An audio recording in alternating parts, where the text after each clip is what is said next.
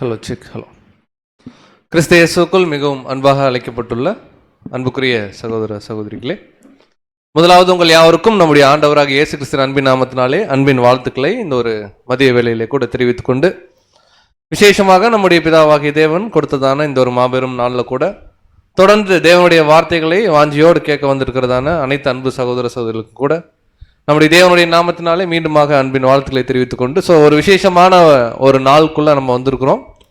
இதுவரை அநேக வேத பாடங்களை இதே இடத்துல ஞாயிற்றுக்கிழமை தோறும் மாலை வேளையில கேட்டிருப்போம். மத்தியானம் வர சொல்றாங்கனாலே நமக்கு புரிஞ்சிருக்கும் இல்லைங்களா? இன்னைக்கு ஏதோ பெரிய வெடிகுண்டு என்ன பண்ண போறாங்க. இதுக்கு முன்னாடி மத்தியானம் என்னென்ன பாடத்துக்கெல்லாம் வந்திருக்கிறோம்? திரித்துவம் வந்திருக்கிறோம். கண்டிப்பா ஒரு பெரிய தெளிவு பெற்றுக்கொண்டு தான் நம்ம கடந்து போயிருக்கிறோம். அதில் எந்த மாற்று கருத்தும் இல்லை. அதே போல் இஸ்ரேலை குறித்த தீர்க்க தரிசனம் கூட நம்ம ஆல்மோஸ்ட் ஒரு 2 பாகங்களை பார்த்துருக்குறோம். அதை தொடர்ந்து இந்த நாளில் ஒரு மாபெரும் ஒரு சத்தியம், அந்தி கிறிஸ்து அப்படிங்கிற ஒரு விஷயத்தை குறித்து நம்முடைய பரிசுத்த வேதாகமத்திற்குள்ள தேவன் என்ன ஒரு ரகசியத்தை வச்சிருக்காரு, அதனுடைய முழுமையான புரிதல் என்னன்னு பார்க்கலாம்னா இன்னைக்கு நம்ம கண்டுபிடிக்க போகிறோம். பிரதர் சொன்ன மாதிரி 3 பாகங்கள் இருக்க போகுது. முதல் பாகம் ஒரு கிளாஸ் போகும், ஒரு மணி நேரம் போகுதுன்னு வச்சுக்கோங்களேன். அப்புறம் ஒரு டீ பிரேக் நமக்கு இருக்கும். 2வது ஒரு பாகமும் அதே மாதிரி போகும். அப்புறம் மறுபடியும் ஒரு பிரேக் இருக்கும். கடைசி பாகத்தில் கம்ப்ளீட்டாக இதனுடைய விஷயங்கள் ஃபுல்லாக முடிச்சுட்டு நம்ம கடந்து போவோம். அந்தி கிறிஸ்து அப்படிங்கிற பேரை கேட்டோடனே உங்களுக்கு என்ன ஞாபகம் வருதுங்க? கிறிஸ்துவுக்கு எதிரானவன், ஆன்டி கிரைஸ்ட் இல்லையா? அந்தி கிறிஸ்து அப்படின்னு சொன்னா உங்களுக்கு ஏதாவது நம்பர் ஞாபகம் வருதா? இன்னைக்கும் அந்தி கிறிஸ்து அப்படின்னு பயங்கர பிரபலமா, அது என்னன்னு கேட்டீங்கன்னா அதை பத்தி பேசுனா எல்லாரும் சுவாரஸ்யமா வந்துருவாங்க.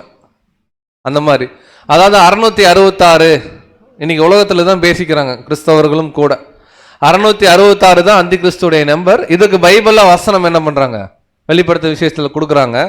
அது மாத்திரமல்ல, இன்னும் கொஞ்ச நாள்ல இந்த உலகத்திற்கு ஒரு குழந்தை வரப்போகுது. அந்த குழந்தை பிறக்கும் பொழுதே தலையில் என்ன இருக்கும்? ஒரு சிஸ்டர் இல்லவே இல்லைன்றாங்க. இல்லைங்கிறத நாங்களும் சொல்ல போறோம். பட் இன்னைக்கு என்ன சொல்லிட்டு இருக்கிறாங்கன்றத முதல்ல பார்த்துடலாம். ஒரு குழந்தை பிறக்க போகுது. இந்த குழந்தை தலையில 666ன்னு ஆல்ரெடி வரும்போதே ஒரு முத்திரை குத்தப்பட்டிருக்கும். இது பெரிய ஆளாகி இந்த உலகத்தை கண்ட்ரோல்ல கொண்டு வர போகுது, கிறிஸ்தவர்களை ஒடுக்க போகுது அப்படின்னு நிறைய சரித்திரங்கள் அங்க சொல்லிட்டு இருக்காங்க, நடக்கும் அப்படின்னு. இதெல்லாமே கதை, ஓகேங்களா? நம்ம அந்த கதை என்னன்றத முதல்ல பார்த்துட்டு இருக்கோம். உலகம் என்ன பேசுது? ஒரு சில வகுப்பார் என்ன சொல்றாங்க, இந்த அந்தி கிறிஸ்து இந்த 666ங்கிற நம்பரை போட்டோம்னா கொல்லவும் விற்கவும் கூடாது. ஒரு பொருளை வாங்கவும் முடியாது, ஒரு பொருளை என்ன பண்ண முடியாது, விற்கவும் முடியாது. இன்னைக்கு இருக்கக்கூடிய பார்கோடு சிஸ்டம் நீங்க கவனிச்சு பாருங்க. அந்த பார்கோடுல 3 கோடு இருக்கு. அந்த 3 கோடுடைய மேத்தமெட்டிக்கல் நம்பர் 666. அதனால பார்கோடு போட்ட எதையும் என்ன பண்ணக்கூடாது, அதாவது பார்கோடுன்னு ஒன்று வரும்போது இதை பேசிட்டு இருந்தாங்க. இன்னைக்கு பார்கோடு போட்ட எதையும் வாங்கக்கூடாதுன்னா ஒரு சட்டை கூட என்ன பண்ண முடியாது, வாங்க முடியாது. இதை சொல்லிட்டு இருந்தாங்க, கரெக்டுங்களா? அப்புறம் 666ன்னு ஒரு கூட்டம் தனியா இருக்கு. அந்தி கிறிஸ்துன்னு ஒரு கூட்டம் இருக்கு. அது தனியா ஒரு சர்ச் ஒன்று இருக்குது. அந்த சர்ச்சுக்குள்ள மட்டும் எக்காரந்து கொண்டு என்ன பண்ணக்கூடாது, போகக்கூடாது. அந்த மாதிரி ஒரு கற்பனை. எந்த சபையை போய் கேட்டாலும் நாங்க இருக்கிற சபை தாங்க ஒரிஜினலு, அந்த சபை அந்தி கிறிஸ்து. அங்க போய் கேட்டா நாங்க தாங்க ஒரிஜினலு, அவங்க தாங்க அந்தி கிறிஸ்து. அங்க ஆவியே இல்லைங்க, இங்க அதுவே இல்லைங்கன்னு ஒரு சபை மற்ற சபைகளை என்ன பண்றாங்கன்னா அவங்க தான் அந்தி கிறிஸ்துன்றோம். அதுல ஒருபடி மேல போய் அந்த கொல்லவும் விற்கவும் கூடாதுங்கிறத எப்படி கொண்டு வராங்கன்னா, ஒரு சிப்பு வரும் இன்னும் கொஞ்ச நாள்ல. இதெல்லாம் பழைய கதை, இன்னைக்கு யாரும் இதை நம்பருக்கு ரெடி இல்லை, ஓகேங்களா? பட் இருந்தாலும் தெரிஞ்சுக்கலாம். கையில கொஞ்ச நாள்ல ஆதார் கார்டு, ஸ்மார்ட் கார்டெல்லாம் சிப்பா மாத்தி கையில் என்ன பண்ணிடுவாங்க, வச்சிருவாங்க. அப்படி போய் அப்படி ஸ்கேன் பண்ணா பொருள் கிடைக்கும். ஆனா அந்த சிப்பை போட்டோம்னா அவ்வளவுதான், முடிஞ்சு அப்படின்னு ஒரு கதை. இதெல்லாம் இந்த RFID இந்த மாதிரி டெக்னாலஜி வந்த புதுசில், உதாரணம் சொல்லணும் 2000 2005லலாம் இது ஒரு பயங்கர ஃபேமஸ், கரெக்டுங்களா? இன்னைக்கு மாடர்னா என்னன்றாங்கன்னா இன்டர்நெட் தாங்க அந்தி கிறிஸ்து. மறைமுகமா சாத்தான் நம்மளை என்ன பண்றான், ஒரு இடத்துல கட்டி போடுறான். அந்த WWWன்றது தாங்க 666. அதனால நெட் என்ன பண்ணாதீங்க, யூஸ் பண்ணாதீங்க. உடனே யூஸ் பண்ணாமையா இருக்கிறோம் நம்ம. அதில் தான் நம்ம மூழ்கி இருக்கிறோம் இல்லைங்களா? நீச்சல் தெரியாமல் என்ன பண்ணிருக்கோம், மூழ்கி இருக்கும். இதை சொல்கிறாங்க பாருங்க, இதெல்லாம் சொல்கிறாங்கன்னு தான் சொல்கிறோம். இதெல்லாம் பைபிள் சொல்லுதுன்னு இன்னும் நம்ம பார்க்கல. இதெல்லாம் இப்படி உலகத்தில் பேசிக்கிறோம். இன்டர்நெட் யூஸ் பண்ணுறவங்க என்னன்றாங்கன்னா, அதில் நிறைய ப்ரௌசர்ஸ் இருக்கும். அதாவது குரோம் அப்படின்னு கேள்விப்பட்டிருப்பீங்க. அதை டச் பண்ணால் தான் எல்லாத்துக்கும் போகும். அதோடைய வடிவம் எப்படி காணப்படுதுன்றாங்கன்னா 666. இது ஒரு கூட்டம். அப்புறம் பெரிய பெரிய உலக தலைவர்களை இவர் தான் அந்தி கிறிஸ்து, கொஞ்சம் இவர் நடவடிக்கையை பார்த்தா அப்படித்தான் இருக்குது சமீப காலமா இல்லையா? திடீர்னு நான் 500% டேக்ஸ் போடுறேங்கிறாரு, அப்புறம் டேக்ஸே இல்லைன்றாரு, 18%ன்றாரு. இந்த மாதிரி வரக்கூடிய உலக தலைவர்கள், இவருக்கு முன்னாடி இருந்தவங்க, இவங்க எல்லாம் என்ன சொல்றாங்கன்னா, பாருங்க இது வரைக்கும் வந்த உலக தலைவர்கள் பண்ணாததெல்லாம் அவர் பண்றாரு, நாளைக்கு உலகமே இவர் கண்ட்ரோல் என்ன பண்ண போறாரு, எடுத்துக்க போறாருன்னு சொல்லி தனிப்பட்ட நபர்களை, உலக தலைவர்களை அந்தி கிறிஸ்துன்னு சொல்லி பெரிய பெரிய பிரசங்கம் பண்ணி ஃபேமஸ் ஆனவங்களா இருக்கிறாங்க. இதை பத்தி பேசி ஒபாமா இருக்கிற காலத்திலே இதெல்லாம் பேசுறாங்க. இன்னைக்கு இவர் வந்துட்டாரு இல்லைங்களா? யாருங்க? ட்ரம்ப் இல்லைங்களா? ட்ரம்ப்பை தெரியாதவங்க யாருமே இல்லை இன்னைக்கு உலகத்தில், எல்லாருக்கும் ரீச் ஆகிட்டார். ஸோ இந்த மாதிரி இந்த நம்பரை வச்சும் இந்த பேஜஸை வச்சும் இந்த மாதிரி சிப்புன்னு சொல்லி நம்ம சொன்னது ரொம்ப கம்மி. இன்னும் பேசுனா இன்னொரு அரை மணி நேரத்துக்கு பேசலாம். எதெல்லாம் அந்தி கிறிஸ்துன்றாங்கன்னா எல்லாத்துக்கும் ஒரு சரித்திரம் சொல்லுவாங்க. சரி, இந்த கட்டுக்கதையெல்லாம் மூட்டை கட்டி என்ன பண்ணிடலாம்? மூட்டை கட்டி பேக்கெட்லேயே வச்சுக்கலாமா இல்லை வெளியே வச்சுக்கலாமா? வெளியே வச்சிடலாம். இப்போ நாம் இந்த கட்டுக்கதையை கேட்க வரல. நான் நேற்று பரலோகம் சென்றேன், வர்ற வழியில் நரகத்தில் டீ சாப்பிட்டேன், அதுக்கெல்லாம் இங்கே வரல. டீ சாப்பிடணுன்னா பிரேக்கில் கொடுப்பாங்க, சாப்பிட்டுக்கலாம். அப்போ நம்ம எதுக்கு வந்திருக்கோம் அப்படின்னா அந்த புரிதலுக்குள்ளே வந்துடலாம். நாம் வேத வாக்கியங்களை, தேவனுடைய பரிசுத்த வேதாகமத்தை கற்றுக்கொள்ள, படிக்க இங்கே என்ன பண்ணியிருக்கிறோம், வந்திருக்கிறோம். அப்போ இந்த அந்தி கிறிஸ்துவ குறித்து நம்ம எங்கே தான் தெரிஞ்சுக்க முடியும்? அதில் தான் வாசிக்கலாம். யோவான் 5:39. யோவான் 5:39. வேத வாக்கியங்களை ஆராய்ந்து பாருங்கள், அவைகளால் உங்களுக்கு நித்திய ஜீவன் உண்டென்று எண்ணுகிறீர்களே, என்னை குறித்து சாட்சி கொடுக்கிறவைகளும் அவைகளே. ஸோ நம்முடைய ஆண்டவர் தெளிவாக சொல்றார், நமக்கு நித்திய வாழ்வு, நித்திய ஜீவன் வேணும்னா வேத வாக்கியங்களை தான் நம்ம என்ன பண்ணணும். அவர் ஏன் அதை பண்றாரு, இவர் ஏன் இதை பண்றாரு, இன்டர்நெட் என்ன, சிப்பு என்ன, இதெல்லாம் தேட வேண்டிய அவசியம் இல்லை. நம்முடைய பரிசுத்த வேதாகமத்தை அல்லது பரிசுத்த வேதாகமம் சொல்லக்கூடிய காரியங்களை ஆராய்ந்து பார்த்தாலே போதும், நமக்கு நித்திய வாழ்வு கன்ஃபார்ம். கரெக்டுங்களா? இப்போ இந்த பரிசுத்த வேதாகமத்தில் அந்தி கிறிஸ்துவ குறித்து என்ன போட்டிருக்கு, அதுதான் நம்முடைய பாடமாக இருக்கு. ஸோ இந்த கதைகளெல்லாம் எடுத்து வச்சுட்டு இப்போ டைரெக்டாக எங்கே போகலாம்? கதை பேசும்போது என்ன வராது நமக்கு? இப்போ ஒரு 10 நிமிஷம் பேசணும் இல்லைங்களா? என்ன வரல நமக்கு? சோர்வு வராது, தூக்கம் வராது. இப்போ நம்ம எங்கே போகிறோம்? இப்போ என்ன வரும்? அப்போ அது யாருடைய வேலை? அப்போ நம்ம இப்போதான் விழிச்சிருக்கணும்.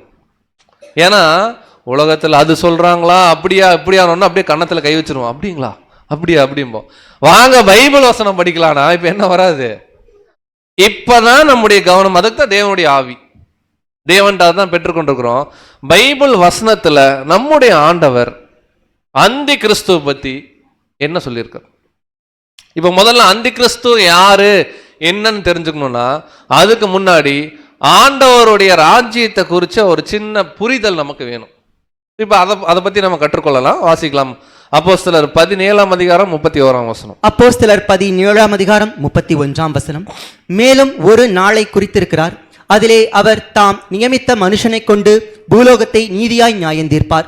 அந்த மனுஷனை மரித்தோரிலிருந்து எழுப்பினதினாலே அது நிச்சயத்தை எல்லாருக்கும் விளங்க பண்ணினார் என்றான். பாருங்க பிரதர், வசனம் படிக்கும் போதே நீங்க கவனிச்சிடணும். அதுதான் நமக்கு ரெஸ்ட் எடுக்கிற டைம்னு சொல்லி என்ன பண்ணக்கூடாது, எடுக்கக்கூடாது. இப்போ மேலும் ஒரு நாளை என்ன பண்றாரு, குறித்திருக்கிறார். யார் குறிச்சிருக்கிறாங்க? பிதாவாகிய தேவன். தெளிவா பதில் வருது. அதிலே அவர் தாம் நியமித்த மனுஷன். அவர் யாரு? எப்படி இயேசு கிறிஸ்துன்றீங்க? அதுக்குதான் கீழே வசனம் இருக்கு. அவர் தான் பூலோகத்தை நியாயம் தீர்க்க போறாரு. யார் அவருன்னா அடுத்த வசனம் சொல்லுது, அந்த மனுஷனை மரித்தோரிலிருந்து எழுப்பினதினாலே அது நிச்சயத்தை எல்லாருக்கும் விளங்க பண்ணார். அப்ப தேவன் இயேசு கிறிஸ்துவ உயிரோடு எழுப்பி இருக்கிறாரு, அவருக்கு ஒரு நாள் கொடுக்கிறாரு. அந்த நாள்ல உலகத்துக்கு நியாய தீர்ப்பு என்ன பண்றாரு? கொடுக்கிறார். அந்த நாளுக்கு பேர் தான் பைபிள் சொல்லுது கர்த்தருடைய நாள். கர்த்தருக்கு ஒரு நாள் என்பது 1000 வருஷம். அதான் புரிஞ்சுக்கணும். அந்த ஒரு நாள் தான் கிறிஸ்துவுடைய நாள். முதல்ல இந்த புரிதலுக்குள்ள வந்துடலாம். அப்ப ஆண்டவர் 2ஆம் வருகையில வந்து அவருடைய நாளை ஆரம்பிப்பார். கரெக்டுங்களா? அந்த நாளுக்கு பேரு கர்த்தருடைய நாள்னு சொல்லலாம், கிறிஸ்துவுடைய நாள்னு சொல்லலாம். இது அவர் வருகையோடு பொருந்தி வரக்கூடிய ஒரு காரியம். இந்த மைண்ட்ல வச்சுக்கலாம். இப்ப நேரம் அந்தி கிறிஸ்து கான்செப்டுக்குள்ள போலாம். இந்த அந்தி கிறிஸ்துவ குறித்து பைபிள்ல விசேஷமா 3 பேர் பேசுறாங்க புதிய ஏற்பாடுல. ஒன்னு அப்போஸ்தலன் பவுல் பேசுறார், இன்னும் அப்போஸ்தலன் யோவான் பேசுறாங்க, இன்னொன்னு நம்முடைய ஆண்டவர் மறைமுகமா பேசுறார் சில காரியங்களை. இந்த 3 பேருடைய விஷயத்தை முதல்ல என்ன பண்ணலாம்? படிச்சிடலாம். இப்ப அப்போஸ்தலனாகிய பவுல் இந்த அந்தி கிறிஸ்து குறித்து என்ன சொல்ல வரார் அப்படிங்கிறத நம்ம கவனிக்கலாம். 2 தெசலோனிக்கேயர் 2ஆம் அதிகாரம் 1ஆம் வசனம். 2 தெசலோனிக்கேயர் 2ஆம் அதிகாரம் 1ஆம் வசனம். அன்றியும் சகோதரரே, நம்முடைய கர்த்தராகிய இயேசு கிறிஸ்துவின் வருகையையும் நாம் அவரிடத்திலே சேர்க்கப்படுவதையும் குறித்து நாங்கள் உங்களை வேண்டிக் கொள்ளுகிறது என்னவென்றால். பாருங்க, இப்ப பவுல் சொல்றாரு, ஆதி காலத்துல இருந்த ஒரு சபைக்கு எழுதுறாரு, தெசலோனிக்கே சபை. இன்னைக்கு நமக்கும் பொருந்தும். என்ன சொல்றார்? அன்றியும் சகோதரரே, நாம் கர்த்தராகிய இயேசு கிறிஸ்துவின் வருகை. எத்தனாவது வருகை? 2ஆம் வருகை. ஏன்னா பவுல் எழுதுறாருன்னா முதல் வருகையில் ஆல்ரெடி வந்துட்டார். அவருடைய 2ஆம் வருகையும், அப்படி அவர் 2ஆம் வருகையில வரும்போது நாம் அவரோட என்ன ஆக போறோம்? சேர போறோம். இத குறித்து நான் ஒரு அட்வைஸ் கொடுக்குறேன்றார். யாருக்கு? நமக்கு, அன்னைக்கு அங்க இருந்த மக்களுக்கும். என்ன அட்வைஸ் கொடுக்கிறார்? 2ஆம் வசனம் வாசிக்கலாம். 2ஆம் வசனம். ஒரு ஆவியினாலாவது வார்த்தையினாலாவது எங்களிடத்திலிருந்து வந்ததாய் தோன்றுகிற ஒரு நிருபத்தினாலாவது கிறிஸ்துவனுடைய நாள் சமீபமாய் இருக்கிறதாக சொல்லப்பட்டால் உடனே சஞ்சலப்படாமலும் கலங்காமலும் இருங்கள். பாருங்க என்ன சொல்ல வராருன்னு பாருங்க. பவுல் கவலைப்படாதீங்கன்றாரு, கடைசியா கலங்காதீங்கன்றாரு. என்ன சொல்றாருன்னு பார்க்கும்பொழுது, ஒரு ஆவியினாலாவது ஒரு வார்த்தையினாலாவது நாங்களே உங்களுக்கு லெட்டர் போட்ட மாதிரியாவது வந்து கிறிஸ்துவுடைய நாள் சமீபமா இருக்கு, ரொம்ப பக்கத்துல இருக்கிறோன்னு யாராவது சொன்னா உடனே என்ன பண்ணாதீங்க. அப்போ பாருங்க 1ஆம் வசனத்துல என்ன சொல்றாருன்னா நாள் பத்தி பேசல, அவருடைய வருகைங்கிறாரு. 2ஆம் வசனத்துல என்ன பேசுறாருன்னா அவருடைய வருகையை குறித்து சொல்லி பார்க்கும் பொழுது அது கிறிஸ்துவுடைய நாள் அப்படிங்கிறார். அப்ப கிறிஸ்துவுடைய நாள் இதோ பக்கத்துல இருக்குன்னு யாராவது சொன்னா அன்னைக்கு சொல்றாரு, கிபி 100க்கு கொஞ்சம் முன்னாடி 70-80ல என்ன சொல்றார்? அது வந்துருச்சுன்னு பக்கத்துல வந்துருச்சுன்னு சொன்னா நீங்க உடனே என்ன பண்ணாதீங்க, நம்பாதீங்கன்றாரு. ஏங்க நம்ப கூடாதுன்னா பவுல் ஒரு விஷயம் சொல்றாரு, ஆண்டவர் 2ஆம் வருகையில வரணும்னா நிறைய தீர்க்க தரிசனம் நிறைவேறணும், நிறைவேறினாதான் ஆண்டவர் வருவார்ன்றார். சோ என்ன தீர்க்க தரிசனம் அப்படிங்கிறத அடுத்த ஆராய்ச்சிக்குள்ள போறோம். அப்போஸ்தலர் 3ஆம் அதிகாரம் 21ஆம் வசனம். அப்போஸ்தலர் 3ஆம் அதிகாரம் 21ஆம் வசனம். உலகத் தோற்றம் முதல் தேவன் தம்முடைய பரிசுத்த தீர்க்கதரிசிகள் எல்லாருடைய வாக்கினாலும் உரைத்தவைகள் எல்லாம் நிறைவேறி தீருங்காலங்கள் வருமளவும் பரலோகம் அவரை ஏற்றுக்கொள்ள வேண்டும். பாருங்க, இந்த வசனம் எடுத்தோன்னே புரியாது, நல்லா கவனிச்சுக்கலாம். இப்போ தெசலோனிக்கேர்ல இருந்து அப்போஸ்தலருக்கு வந்துட்டோம், திருப்பி தெசலோனிக்கேர் போறோம். ஓகேங்களா? இங்க பேதுரு பேசுறாரு பரிசுத்த ஆவியில நிறைஞ்சு. என்ன பேதுரு பேசுறாருன்னா பரலோகம் அவரை ஏற்றுக்கொள்ள வேண்டும். பரலோகம் யாரை ஏற்றுக்கொண்டிருக்கு? ஆல்ரெடி ஆண்டவரை. அப்ப ஆண்டவர் திரும்ப கீழே வரணும். கரெக்டுங்களா? அவர் திரும்ப வரணும்னா என்ன நடக்கணும்னு சொல்றாரு பாருங்க. உலக தோற்றம் முதல் தேவன் தம்முடைய பரிசுத்த தீர்க்கதரிசிகள் எல்லாருடைய வாக்கினாலும் உரைத்தவைகள் எல்லாம் நிறைவேறும் தீரும் காலம் வரைக்கும். அதாவது நிறைய தீர்க்கதரிசிகள் தீர்க்க தரிசனம் சொல்லியிருப்பாங்கல்ல, அந்த தீர்க்க தரிசனங்கள்லாம் நிறைவேற வரைக்கும் அவர் பரலோகத்துல தான் இருப்பார். அப்படின்னா அவர் பரலோகத்திலிருந்து 2ஆம் வருகையில வரணும்னா அதுக்கு முன்னாடி என்னென்ன தீர்க்க தரிசனம்லாம் நிறைவேறணுமோ அதெல்லாம் நிறைவேறினாதான் ஆண்டவர் என்ன ஆவாரு? 2ஆம் வருகையிலேயே வருவாரு. அப்படி ஒரு தீர்க்க தரிசனம் தான் என்னன்னா அந்தி கிறிஸ்து. அப்ப அந்தி கிறிஸ்து வெளிப்படாம ஆண்டவர் என்ன ஆக மாட்டாரு? வரமாட்டாரு. இதை எப்படி பிரதர் நீங்க சொல்றீங்கன்னா, அதே பவுலுடைய நிருபத்துக்கு போறோம், கவனிக்கலாம். அதே 2 தெசலோனிக்கேயர் 2ஆம் அதிகாரம் 3ஆம் வசனம். நல்லா கவனிங்க. இப்போ ஒரு கேள்வி இருக்கு இந்த வசனத்தை உங்களுக்கு. 2 தெசலோனிக்கேயர் 2ஆம் அதிகாரம் 3ஆம் வசனம். எவ்விதத்தினாலும் ஒருவனும் உங்களை மோசம் போக்காதபடிக்கு எச்சரிக்கையாயிருங்கள். ஏனெனில் விசுவாச துரோகம் முந்தி நேரிட்டு கேட்டின் மகனாகிய பாவ மனுஷன் வெளிப்பட்டால் ஒழிய அந்த நாள் வராது. பாருங்க, முதல் கேள்வி உங்களுக்கு, எந்த நாள் வராது? கிறிஸ்துவுடைய நாள், ஆண்டவருடைய வருகை. அப்ப ஆண்டவர் வரணும்னா ஒண்ணு நடக்கணும், நடந்தாதான் வருவாருன்றார். என்ன நடக்கணும் பவுல் கிட்ட கேட்டா தெளிவா சொல்றாரு, எல்லாரும் உங்களை ஏமாத்துவாங்க, நீங்க ஏமாந்துடாதீங்க. விசுவாச துரோகம் முதல்ல நடக்கணும். அது நடந்தோன்ன ஒருத்தன் வெளியே வருவான். கேட்டின் மகனாகிய பாவ மனுஷன் வெளிப்பட்டாதான் அந்த நாள் வரும். எந்த நாள்? அவர் வருகை, கிறிஸ்துடைய நாள். அப்ப கேட்டின் மனுஷன் வெளியே வராம ஆண்டவர் என்ன ஆக மாட்டாரு? வரமாட்டார். அப்ப ஆண்டவர் வரணும்னா அதுக்கு முன்னாடி இந்த கேட்டின் மனுஷன் என்ன ஆகணும்? வெளியே வரணும். இந்த கேட்டின் மனுஷன் தான் இங்கிலீஷ்ல த மேன் ஆஃப் சின் அப்படின்னு இருக்கும், அந்தி கிறிஸ்து, பாவ மனுஷன். ஓகேங்களா? இப்ப நல்லா கவனிக்கலாம். விசுவாச துரோகம்னு இருக்கு, கரெக்டுங்களா? விசுவாசம்னா என்ன? அந்த பாடம் அடியேன் தான் வந்திருந்தேங்க எடுக்கும் பொழுது. மகா பரிசுத்தமான விசுவாசம்னா என்ன? அது 3 வாரம் ஆயிடுச்சு, அப்படி 4 வாரம் ஆயிடுச்சு. வாரமெல்லாம் ஞாபகம் வச்சுக்கிறீங்க, ஆனா அந்த சப்ஜெக்ட் மறந்துட்டீங்க. அதாவது வசனம் சொல்றத ஏற்றுக்கொள்ளணும், வசனத்தில் இருக்கிற சத்தியத்தை ஏற்றுக்கொள்ளணும். ஒரு கதையெல்லாம் சொன்னா நம்பக்கூடாது, அதான் அவருடைய சாராம்சம். அப்ப இங்க என்ன நடக்குதுன்னா, உண்மையான சத்தியத்திற்கு துரோகம் இழைக்கிற மாதிரி ஒரு சம்பவம் நடக்குது.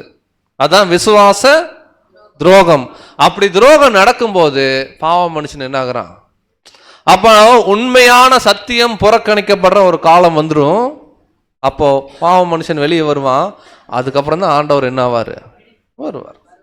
சரி பிரதர், அந்த கேட்டின் மனுஷனாகிய பாவ மனுஷன்றீங்களே, அவனோட ரியாக்ஷன் எப்படி இருக்கும்? 4ஆம் வசனம் வாசி. 4ஆம் வசனம்.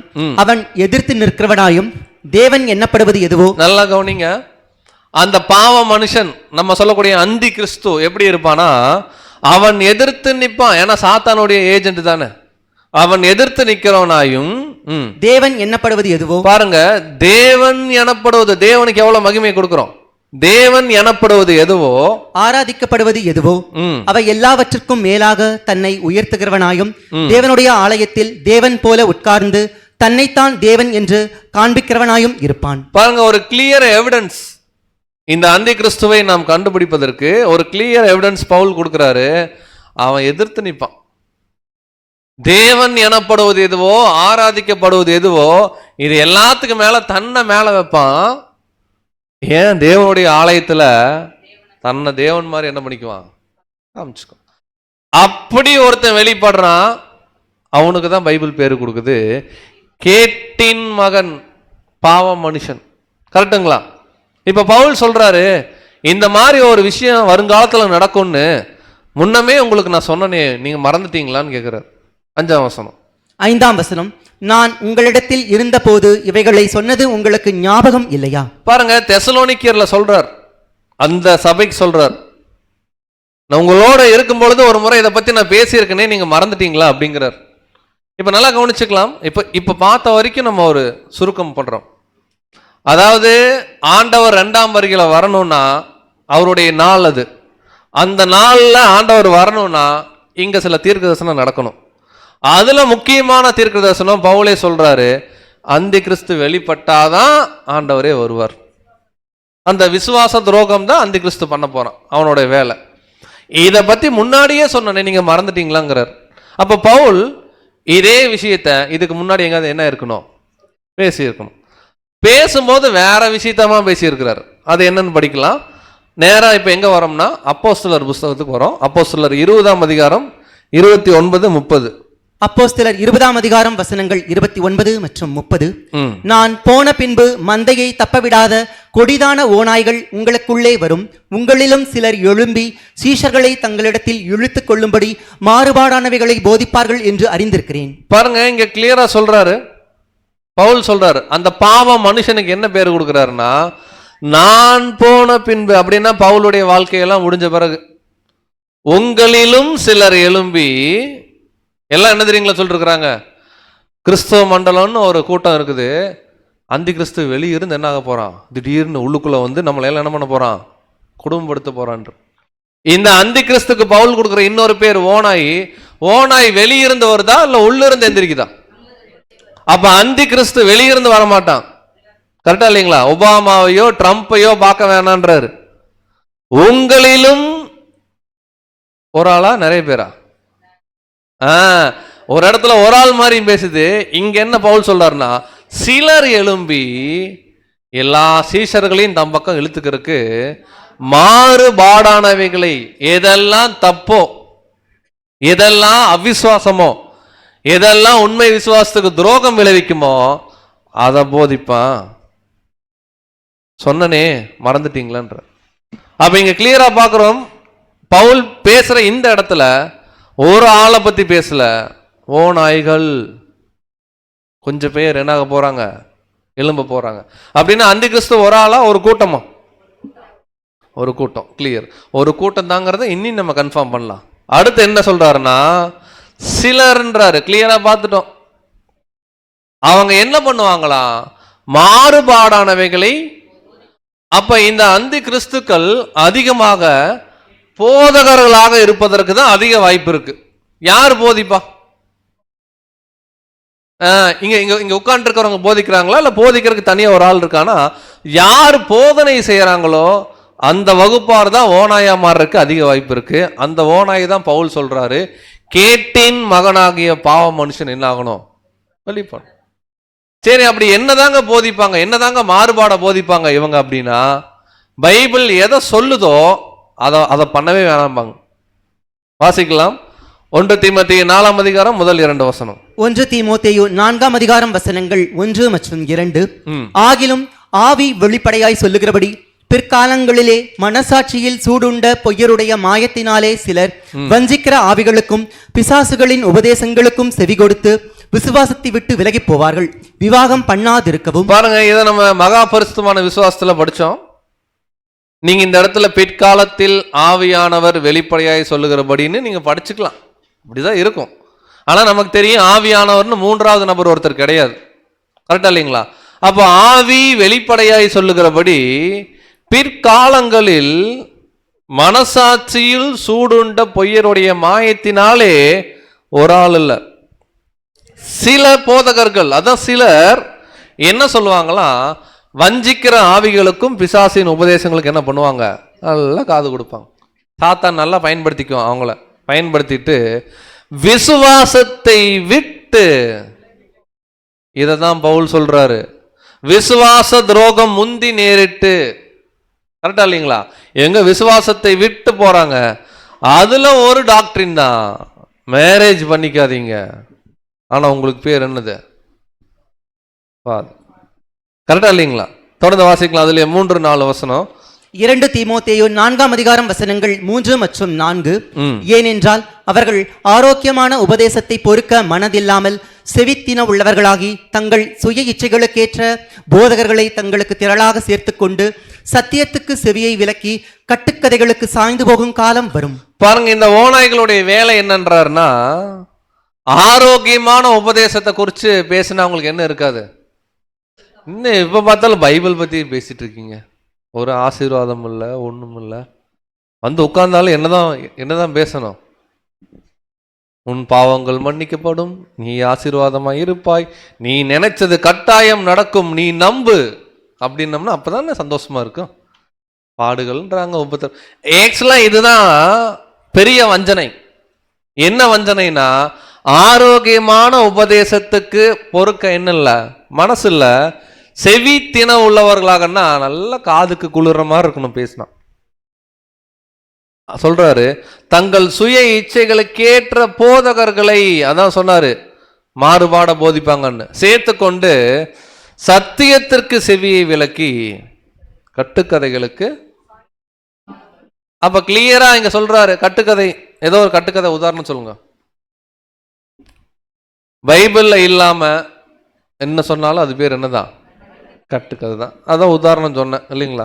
நான் பரலோகம் போனேன், அங்க தங்க கட்டல். நம்ம ஆளுகள் தங்கன்னாவே ஆன்னு பார்ப்பாங்கல்ல, அதனால அங்க தங்க கட்டல் போட்டுருந்துச்சு, தங்க டம்ளர் இருந்துச்சு அப்படின்னா தங்கம்மா தங்கம்மான்னு அப்படியே விழுந்துருவாங்க. அது கதை, கரெக்டுங்களா? அது மனுஷனுடைய கற்பனைன்னு பார்க்குறோம். அப்ப முதல் நபருடைய எழுத்துக்களை படிச்சிட்டோம்.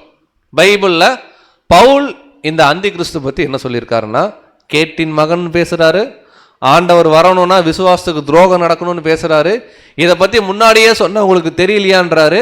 முன்னாடி என்ன சொன்னாருன்னு பார்த்தா, ஒரு ஆள் அல்ல ஓநாய்கள் வரும், அவங்க போதிப்பாங்க, அவங்க போதிக்கிறது பைபிளுக்கு எதிராக இருக்கும். இது வரைக்கும் பவுல் சொல்லிட்டார். அடுத்து இன்னொரு அப்போஸ்தலன் இந்த அந்தி கிறிஸ்து பத்தி பேர் சொல்லியே சொல்றார். அவர் பேர் அப்போஸ்தலன் யோவான். அவருடைய நிருபங்கள் வாசிக்கலாம். இந்த அந்தி கிறிஸ்து பத்தி அவர் என்ன சொல்றார்? 1 யோவான் 2ஆம் அதிகாரம் 18ஆம் வசனம். 1 யோவான் 2ஆம் அதிகாரம் 18ஆம் வசனம். பிள்ளைகளே, இது கடைசி காலமா இருக்கிறது. அந்தி கிறிஸ்து வருகிறான் என்று நீங்கள் கேள்விப்பட்டபடி இப்பொழுதும் அநேக அந்தி கிறிஸ்துகள் இருக்கிறார்கள். அதனாலே இது கடைசி காலம் என்று அறிகிறோம். அந்தி கிறிஸ்து ஒரு ஆள் தான் பிரதர், மொட்டத்தில் தான் பிரதர், ஒரே ஒரு குழந்தை தான் பிரதர், அவர் தான் பிரதர், இவர் தான் பிரதர் யாராவது சொன்னாங்கன்னா பைபிள் எழுதி வச்சுக்கோங்க இந்த வசனத்தை நல்லா. அப்ப இந்த வசனத்துக்கு எனக்கு விளக்கம் கொடுங்கன்னு கேளுங்க. ஒரு அப்போஸ்தலன் ஆணித்தனமா தெளிவா பேசுறார். இது வேற யாரும் சொல்லல, இயேசுவின் மார்பே சாய்ந்திருந்த யோவான் பேசுறார். அப்ப எந்த அளவுக்கு உண்மையா இருக்குன்னு பாருங்க. என்ன சொல்றார்? பிள்ளைகளே இது கடைசி காலமா இருக்கும். கிபி 100லயே சொல்லிட்டார். இன்னைக்கு 2000 வருஷம் ஆக போகுது. அந்தி கிறிஸ்து வருகிறார் என்று நம்ம என்ன பண்ணியிருக்கிறோம்? கேள்விப்பட்டிருக்கிறோம். எனக்கு நம்ம இப்பவே ஒரு குரூப் சுத்திட்டு இருக்குது உள்ளுக்குள்ளன்றார். என்ன சொல்றார்? நீங்கள் கேள்விப்பட்டிருக்கிறபடி இப்பொழுதும் அநேக அந்தி கிறிஸ்துக்கள் இருக்கிறார்கள், அதனால இது கடைசி காலங்கிறார். அப்ப அந்தி கிறிஸ்து ஒரு ஆளா ஒரு கூட்டமா? கிளியரா வசனம் இருக்கு, அப்போஸ்தலர்கள் சொல்லிட்டா அதை நம்பணும். கரெக்டுங்களா? ஒரு கூட்டம். சரி, இந்த அந்தி கிறிஸ்துக்களுடைய வேலை என்ன பிரதர்? அவங்களுடைய விசுவாசம் தான் என்ன அப்படின்னா, அவங்களுடைய விசுவாசத்தை பத்தி அடுத்து சொல்றார். வாசிக்கலாம். 1 யோவான் 2ஆம் அதிகாரம் 22, 23 வசனங்கள் 22 மற்றும் 23.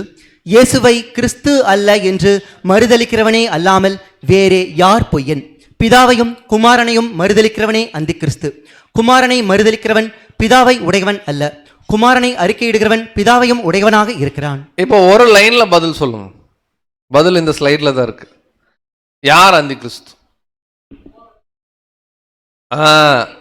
அந்த 22ஆம் வசனத்துல கிளியர் டெஃபினிஷன் கொடுக்கிறாரு. இயேசுவை கிறிஸ்து அல்ல என்று மறுதலிக்கிறேனே அல்லாமல் வேற யார் பொய்? அதோட யாரு பொய் பேச முடியும்? அடுத்து சொல்றாரு, பிதாவையும் குமாரனையும் மறுதலிக்கிறவனே அந்தி கிறிஸ்து. பிதா யாரு? நீங்களே என்ன மாதிரி அப்படின்றீங்க? பரலோகத்திலேயே இருக்கிறவர். அவரை பார்க்க முடியுமா? முடியும். இருதயத்துல சுத்தம் இருந்து நாம பரலோகம் போனா அவர் என்ன பண்ணலாம்? பார்க்கலாம். குமாரன் யாரு? அவருடைய ஒரே பேரான குமாரன் நம்முடைய கர்த்தர், நம்முடைய ஆண்டவர் இயேசு கிறிஸ்து. அவரை அல்லாமல் நம்ம அப்பா கிட்ட என்ன பண்ண முடியாது, போக முடியாது. இல்ல பிரதர், இவர் தாங்க அவர் இவரா இருக்கும்போது இவரா இருந்தாருங்க, இவர் ஆயிட்டார் இல்லைங்களா, அதனால இப்ப அவரா இருக்கிறாருங்க அப்படின்னா, பிதாவையும் குமாரனையும் மறுதலிக்கிறவனே அந்தி கிறிஸ்து. அடுத்து இன்னொன்னு சொல்றாரு, இயேசுவை கிறிஸ்து அல்ல அப்படின்னு ஒரு குரூப் சொல்றாங்களா, அவங்க பொய்யன்றார். இப்ப இயேசுன்னா என்ன அர்த்தங்க? இயேசு அப்படின்னா என்ன அர்த்தம்? கிறிஸ்து இயேசு ரெண்டு இருக்கு இல்லையா? ரொம்ப எளிமையா புரிஞ்சுக்கலாம். ஒன்னு அபிஷேகம் பண்ணப்பட்டவர், இன்னொன்னு ரட்சகர்னு பாக்குறோம். நம்ம கிறிஸ்துவுக்கு ஒரு பாடத்துல விஷயமே படிச்சோம், அந்தி கிறிஸ்து மன்னிக்கும் ஸ்திரீன் வித்து பாடத்துல. அப்படின்னு ஆண்டவர் செத்துட்டாரு, இன்னும் சாத்தான் சாகலன்னு, அவர் உன் தலையை நசுக்குவார், நீ அவர் குதிங்கால என்ன பண்ண. அப்ப கிறிஸ்துனா யாருன்னா கிளியரா பாக்குறோம், இயேசு என்னும் தலையும் கிறிஸ்து என்னும் அவருடைய சரீரமும் சேர்ந்த அமைப்புக்கு பேர் தான் கிறிஸ்து. தெளிவா பாக்குறோம் இல்லைங்களா? சபையாகிய சரீரத்துக்கு கிறிஸ்து தலையா இருக்கிறார். இது புரியலினாலே பொய்யன்கிறார். அப்ப நாமெல்லாம் கிறிஸ்துவை உடையவர்கள் அப்படின்னு பார்க்கிறோம். எப்படின்னா அவருடைய சரீரத்துல ஒரு அங்கமா நம்ம இருக்கிறோம். அப்ப இந்த சரீரத்தில் இருக்கிற ஒரு அங்கம் தலையிலிருந்து கமாண்ட் வர்றதை கேட்குமா இல்ல அதுவா இயங்குமா? பாருங்க, பேசுறோம், இந்த கை இப்படி போகுது, கையா அப்படி போய்க்குதா, மூளையிலிருந்து கமாண்ட் வருதா? அப்ப நாம கிறிஸ்தவர்கள் சொன்னா நம்முடைய தலையா இருக்கக்கூடிய நம்முடைய ஆண்டவர் என்ன சொல்றாரோ அதன்படி நம்மளாம் இயங்கினோம்னா நம்ம தான் அவர் சரீரம். இல்ல பிரதர், அவர் என்ன வேணா சொல்லிக்கிட்டோம், நாங்க என்ன வேணா பண்ணுவோம், நாங்க கிறிஸ்துமஸ் கொண்டாடுவோம் பிரதர் அப்படின்னா நாம சரீரத்துல அங்கமா இல்லை. கரெக்டுங்களா? அப்ப யோவான் தெளிவா ஒன்னு சொல்றார், அநேக அந்தி கிறிஸ்துக்கள் என்ன பண்றாங்க இருக்கிறாங்க, அவங்க பிதாவையும் குமாரன் என்ன பண்ணுவாங்க, மறுதளிப்பாங்க. அடுத்து அந்தி கிறிஸ்துக்கள் வெளியிருந்து உள்ள வருவாங்களா, உள்ள இருந்து வெளியே போவாங்களா? அப்ப நம்ம அதை பவுல் அங்க கன்ஃபார்ம் பண்ணார்ல, இப்ப பேதுரு கன்ஃபார்ம் பண்றார், மன்னிக்கவும் யோவான் கன்ஃபார்ம் பண்றார். வாசிக்கலாம், 1 யோவான் 2ஆம் அதிகாரம் 19ஆம் வசனம். இதே டைரியில் இந்த வசனத்தை எழுதி வச்சுக்கோங்க. 19ஆம் வசனம், அவர்கள் நம்மை விட்டு பிரிந்து போனார்கள், ஆகிலும் அவர்கள் நம்முடையவர்களாய் இருக்கவில்லை. நம்முடையவர்களாய் இருந்தார்களானால் நம்முடனே நிலைத்திருப்பார்களே. எல்லாரும் நம்முடையவர்கள் அல்லவென்று வெளியாகும்படிக்கே பிரிந்து போனார்கள். பாருங்க, கிளியரா சொல்றார், இந்த அந்தி கிறிஸ்துன்ற கூட்டம் உண்மையான விசுவாசத்துல இருந்து பிரிஞ்சு போற கூட்டமா தான் இருக்குங்கிறார். அவர்கள் நம்மை விட்டு பிரிந்து போனார்களே, ஆகிலும் அவர்கள் நம்முடையவர்களா அல்ல, நம்முடையவர்களா இருந்தாங்கன்னா நம்ம கூட என்ன பண்ணுவாங்க, நிலைச்சிருப்போம். அடுத்து 1 யோவான் 4ஆம் அதிகாரம் 3ஆம் வசனம். 1 யோவான் 4ஆம் அதிகாரம் 3ஆம் வசனம், மாம்சத்தில் வந்த இயேசு கிறிஸ்துவை அறிக்கை பண்ணாத எந்த ஆவியும் தேவனால் உண்டானதல்ல. வரும் என்று நீங்கள் கேள்விப்பட்ட அந்தி கிறிஸ்துவினுடைய ஆவி அதுவே, அது இப்பொழுதும் உலகத்தில் இருக்கிறது. பாருங்க, கிபி 100ல சொல்றார் யோவான், அந்த ஆவி ஆல்மோஸ்ட் இப்பவே என்ன ஆகுது, நமக்குள்ள இருக்குது. மாம்சத்தில் வந்த இயேசு கிறிஸ்துவை அறிக்கை பண்ணாத எந்த ஆவியும் தேவனால் உண்டானதல்ல. இப்ப கேள்வி, மாம்சத்தில் வந்த இயேசு கிறிஸ்துவை என்னவென்று அறிக்கை செய்ய வேண்டும்? Very good. ஒரு முறை நம்முடைய ஆண்டவர் மத்தேயுல யோவான்ல பாக்குறோம் இல்லைங்களா, ஊருக்குள்ள என்னை யாருன்னு சொல்லிக்கிறாங்க அப்படின்னு கேட்பார். ஆண்டவரே, சிலர் உம்மை எலியா என்றும், சிலர் உம்மை எரேமியா என்றும், சிலர் உம்மை யோவான் ஸ்தானகன் என்றும், சிலர் உம்மை தீர்க்கதரிசிகளில் ஒருவன் என்றும் சொன்னார்கள் அப்படின்னு அவங்க என்னமோ சொல்லட்டும்பா, நீங்க என்ன என்னை பத்தி நினைக்கிறீங்க, நான் யாரு அப்படின்னு கேட்பார். திடீர்னு பேதருக்கு தேவனுடைய ஒரு வழி நடத்துவதன் அடிப்படையில், ஆண்டவரே நீர் ஜீவனுள்ள தேவனுடைய குமாரனாகிய கிறிஸ்து, இப்படி அறிக்கை பண்ணுனா பிரச்சனை இல்லை. இப்படி யார் அறிக்கை பண்ணலையோ அவங்களுக்குள்ள என்ன ஆவி இருக்குங்கிறாருன்னா அந்தி கிறிஸ்துவோடைய. அப்போ மெய்யான பிதாவாகிய தேவனுடைய ஒரே பேரான குமாரன் தான் கர்த்தர் இயேசுங்கிறத யாரு விசுவாசிச்சு அறிக்கை பண்றாங்களோ அவங்க தான் ஆதிகால அப்போஸ்தலருடைய விசுவாசத்துல இருக்கிறோம். இல்ல அவர் இவரா இருந்தாரு, அது முட்டையா இருந்துச்சு, அதுல வெள்ளைக்கரு இருந்துச்சு, மஞ்சக்கரு வந்துச்சு, சைக்கிளுக்கு 2 சக்கரம், ஆவி, பனிக்கட்டி, தண்ணி, வாய்ப்பே இல்லை. நம்முடைய பரிசுத்த வேதாகமும் ஒண்ணுதான் சொல்லி கொடுக்குது, தெளிவா சொல்லி கொடுக்குது. அந்த தெளிவு என்னன்னா, மாம்சத்தில் வந்த இயேசு மாம்சத்துல வரவே முடியாத பிதாவாகிய தேவனுடைய ஒரே பேரான குமாரன், இதுதான் சொல்லி கொடுக்குது. அப்ப கிளியரா பாக்குறோம், பவுல் அந்தி கிறிஸ்து பத்தி பேசினது பார்த்துட்டோம், யோவான் அந்தி கிறிஸ்து பத்தி பேசினது பார்த்துட்டோம். இப்ப டைரக்டா நம்முடைய ஆண்டவர் இந்த அந்தி கிறிஸ்து குறிச்சு நேரடியாகவோ அல்லது மறைமுகமாகவோ வேற ஏதாவது பேர் சொல்லி பேசியிருக்காருன்னா பேசியிருக்கார். ஆனா அந்தி கிறிஸ்துவன் பேசல, ஓநாய்ங்கிற ஒரு கான்செப்ட்ல பேசுறார். எப்படி பேசுறார் வாசிக்கலாம். கரெக்ட். மத்தேயு 7ஆம் அதிகாரம் 15ஆம் வசனம். மத்தேயு 7ஆம் அதிகாரம் 15ஆம் வசனம், கள்ள தீர்க்கதரிசிகளுக்கு எச்சரிக்கையாயிருங்கள், அவர்கள் ஆட்டுத்தோலை போர்த்து கொண்டு உங்களிடத்தில் வருவார்கள், உள்ளத்திலோ அவர்கள் பட்சிக்கிற ஓநாய்கள். பாருங்க, கள்ள தீர்க்கதரிசிகளுக்கு. அப்ப கள்ள தீர்க்கதரிசிகள்னு ஒரு கூட்டத்தை பத்தி ஆண்டவர் பேசுறாருன்னா நல்ல தீர்க்கதரிசிகள்னு ஒரு கூட்டம் இருக்குது.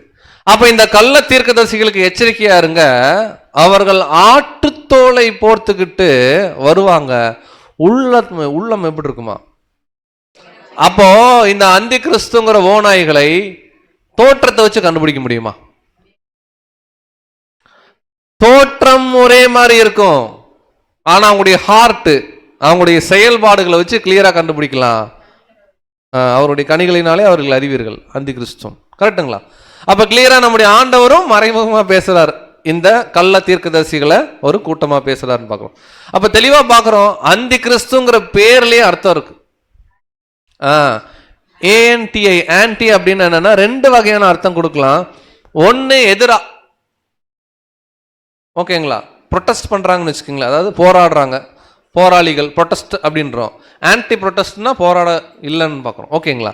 அப்போ ஆன்டின்னா ரெண்டு அர்த்தம் இருக்கு. ஒன்று எதிராக, வைரஸ் ஆன்டி வைரஸ்ன்றாங்க கம்ப்யூட்டர்ல. அப்படின்னு என்ன அர்த்தம்னா, வைரஸ்ன்னு ஒன்று அழிக்கிறதுக்கு வர்றது ஆன்டி வைரஸ், ஆப்போசிட். அதே ஆன்டிங்கிற வார்த்தைக்கு இன்னொரு அர்த்தம் கொடுக்கலாம், சேம் ஆஸ் அப்படிங்கிறோம். இதை எப்படி பிரதர் புரிஞ்சுக்கிறது? டூப்ளிகேட். இதை எப்படி புரிஞ்சுக்கலாம்னா பாருங்க, கம்ப்யூட்டர் டெர்மினாலஜிலே ஃபர்ஸ்ட் பாயிண்ட் பார்க்குறோம். அதாவது வைரஸ்ன்னு ஒன்று வருது, அதை அழிக்கிறதுக்கு மனுஷன் ஒன்று கொண்டு வரான், அது பேர் ஆன்டி வைரஸ். இது எதிரா, ஓகேங்களா. இப்போ ஒரே மாறின்னு இருக்குல்ல கீழே அர்த்தத்தை, இது எப்படி புரிஞ்சுக்கலாம்னா, நம்ம பைபிளை படிக்கிறதுக்கு 7 மெத்தட் ஃபர்ஸ்ட் படிச்சிருப்போம். அதுல ஒரு மெத்தட் பேரு type and anti type. Type நிழல், நிஜம், படிச்சுமா இல்லையா? அப்ப டைப் ஆன்டி டைப்னா டைப்புக்கு ஆப்போசிட்டா இருக்கிறத ஆன்டி டைப்பா? டைப் மாதிரியே இருக்கும், கரெக்டுங்களா? ஏதோ ஒரு ஆன்டி டைப் சொல்லுங்க சப்ஜெக்ட். இப்போ உங்களுக்கான நேரம், என்ன பண்றது? அல்ல, அப்படி அப்படி படிச்ச ஒரு சப்ஜெக்ட் சொல்லுங்க. ஈசாக்கின், வெரி குட், போதும், ஒன்று போதும். லாசர், ஐஸ்வர்யம், அது கூட ஊமையன்னு பார்த்துட்டோம். ஈசாக்கு திருமணத்தில் நல்லா கவனிங்க, ஒரு மணவாளன் ஒரு மணவாட்டி, அதே மாதிரி ஒரு மணவாளன் ஒரு மணவாட்டி, அதுதான் கீழே இருக்கிற அர்த்தம். ஆன்டின்ற வார்த்தைக்கு 2 வகை அர்த்தம் கொடுக்கலாம், ஓகேங்களா. அப்ப இந்த அந்தி கிறிஸ்துக்கள் எதுல எதிரா இருக்கிறாங்க, எதுல ஒரே மாதிரி இருக்கிறாங்க? போதனையில எதிரா இருக்கிறாங்க, தோற்றத்துல கிறிஸ்தவர்கள் மாதிரியே இருக்கிறாங்க, கரெக்டா இல்லைங்களா? அந்தி கிறிஸ்துவோடைய போதனை எடுத்தீங்கன்னா ஆண்டவருக்கு எதிராக இருக்கும். ஆண்டவர் ஒன்று சொல்லுவார், தன்னைத்தான் வெறுத்து அப்படிம்பாரு, உங்களுக்கு வீடு வேணுமா, வீடு கிடைச்சிரும், காரு கிடைச்சிரும், அது கிடைச்சிரும். உங்க போதனை இப்படி இருக்கும். மனம் திரும்புங்கள், பரலோக ராஜ்யம் பாரு ஆண்டவர். இவங்க பரலோக ராஜ்யத்தை பத்தி பிரசங்கத்துல பேசவே மாட்டாங்க. இதுதான் ஆப்போசிட். எதுல ஒரே மாதிரி இருப்பாங்கன்னா, பார்வைக்கு, தோற்றத்துல அப்படி இருப்பாங்க. அதான் ஆட்டுத்தோலை போர்த்து கண்டு உங்க இடத்துல என்ன பண்றாங்க, வராங்கன்னு பார்க்கணும். அப்ப கிளியரா பார்க்கிறோம், அந்தி கிறிஸ்து இவங்களுடைய போதனை, கரெக்டுங்களா? இப்ப பாருங்க, நல்லா கவனிங்க, தோற்றத்துல இது ரெண்டும் ஒரே மாதிரி இருக்கா, ஆப்போசிட்டா இருக்கா? பார்த்த பார்வைக்கு எப்படிதான் இருக்குது ரெண்டுமே? அதுவும் மணிகள் மாதிரி இருக்கு, இதுவும் மணிகள் மாதிரி இருக்கு. ஆனா நல்லா உத்து போய் அதை டச் பண்ணோம்னா உள்ளுக்குள்ள என்ன இல்லைன்னா அந்த உண்மையான மணி இல்லை. ஆனா தோற்றத்தை கண்டுபிடிக்க முடியாது. இப்ப ஆட்டுத்தோலை போத்திட்டு ஓனாய் உள்ள இருக்குது, மேல பார்த்தா ஆடு ஆடு மாதிரியே இருக்கும், ஆனா உள்ளுக்குள்ள பார்த்தா அதான் நம்ம பார்க்கிறோம் கிளியரா. இதை குறித்து நம்ம படிச்சிருப்போம்னு விசுவாசிக்கிறேன், இல்லைங்களா? கோதுமை கலையை குறித்து பார்க்கணும். இப்ப நல்லா கவனிச்சுக்கலாம். இப்ப 3 பேருடைய கோணத்துக்கும் வந்துட்டோம். பவுல் என்ன சொல்றார்? பாவ மனுஷன் அவன் வெளியே வரணும், அப்பதான் ஆண்டவர் வருவார். இது வரைக்கும் படிச்சிருக்கிறோம். யோவான் என்ன சொல்றாருன்னா, அநேக அந்தி கிறிஸ்து இருக்கிறாங்க, இப்பவே கடைசி காலமா இருக்குன்றார். ஆண்டவர் என்ன சொல்றாருன்னா, கள்ள தீர்க்கதரிசிகள் தோல் போத்துட்டு வருவாங்க, பார்க்க ஒரே மாதிரி இருப்பாங்க, ஆனா உள்ளத்துல மோசமானவங்கன்றார். இதுதான் அறிமுகம். இப்ப அடுத்து நேரா பவுல் கிட்ட போலாம். பவுல் பேசிட்டு இருந்ததை ஒன்னும் முடிக்கவே இல்லை, தெசலோனிக்கேர்ல அந்த இடத்துக்கு போலாம். 2 தெசலோனிக்கேயர் 2ஆம் அதிகாரம் 8ஆம் வசனம். 2 தெசலோனிக்கேயர் 2ஆம் அதிகாரம் 8ஆம் வசனம். நீக்கப்படும் போது அந்த அக்கிரமக்காரன் வெளிப்படுவான், அவனை கர்த்தர் தம்முடைய வாயின் சுவாசத்தினாலே அழித்து தம்முடைய வருகையின் பிரசன்னத்தினாலே நாசம் பண்ணுவார். நல்லா கவனிக்கலாம். அந்த பாவ மனுஷன் வெளிப்பட்டால் ஒளிய அந்த நாள் வராதுன்னு படிச்சோமா? இத பேசிட்டு இருக்கிற பவுல் ஒரு பாயிண்ட் சொல்றாரு, நீக்கப்படும் போது ஏதோ தடுக்குது போல இருக்கு அவன் வெளியே வராம இருக்கிறதுக்கு. நீக்கப்படும் போது அந்த அக்கிரமக்காரன் வெளிப்படுவான். அவன் தான் பாவ மனுஷன், அந்தி கிறிஸ்து. அவன் வெளிப்படுவான். அவன் வெளிப்படும் போது கர்த்தர் தம்முடைய வாயின் சுவாசத்தினால, தம்முடைய வருகையின் பிரசன்னத்தினால அவனை என்ன பண்ணுவார்? அப்ப கிளியரா பாக்குறோம், அந்தி கிறிஸ்துன்ற அமைப்பு அத ஒருமையிலையும் பேசப்படுது, பன்மையிலையும் பேசப்படுது. ஆண்டவர் வரும் பொழுது ஒரு நியாய தீர்ப்பு கொடுக்குறார். இப்ப நீக்கப்படும் போதுன்றக்கே அப்படின்னா என்ன அர்த்தம்னா, அப்ப ஏதோ ஒன்று தடுத்துட்டு இருக்கு வெளியே வராமோட. கரெக்டுங்களா?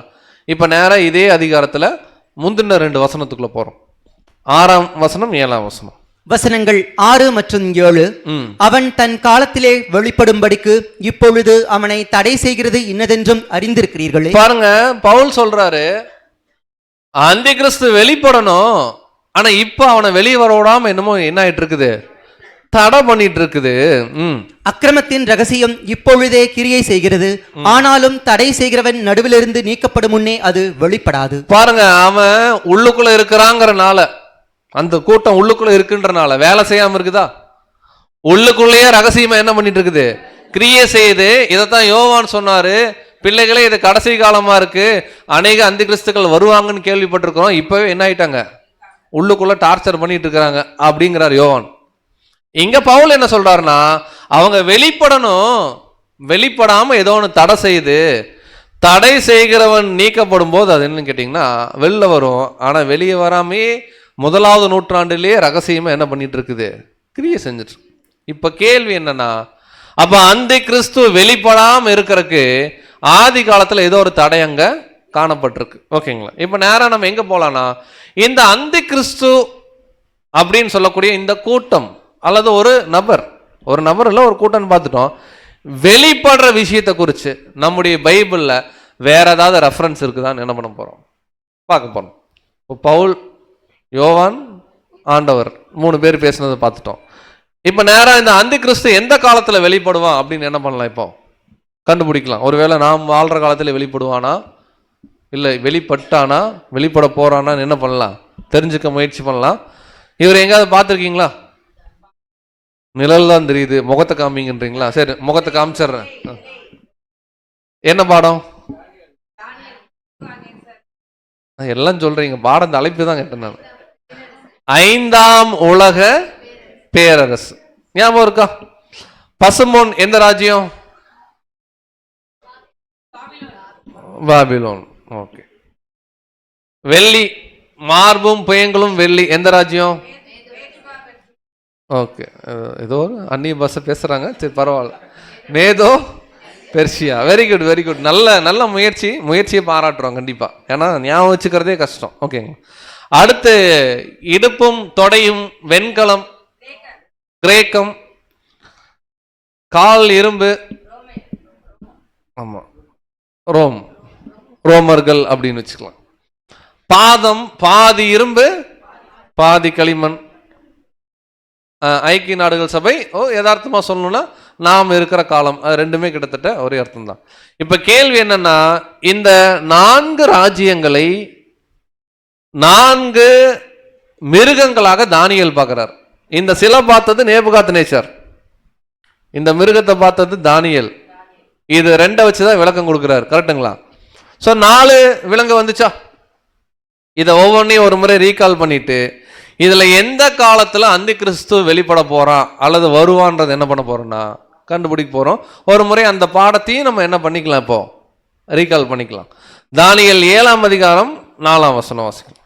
தானியேல் 7ஆம் அதிகாரம் 4ஆம் வசனம். முந்தினது சிங்கத்தை போல இருந்தது, அதற்கு கழுகின் செட்டைகள் உண்டாயிருந்தது. நான் பார்த்து கொண்டிருக்கையில் அதன் இறகுகள் பிடுங்கப்பட்டது, அது தரையிலிருந்து எடுக்கப்பட்டு மனுஷனை போல 2 காலின் மேல் நிமிர்ந்து நிற்கும்படி செய்யப்பட்டது.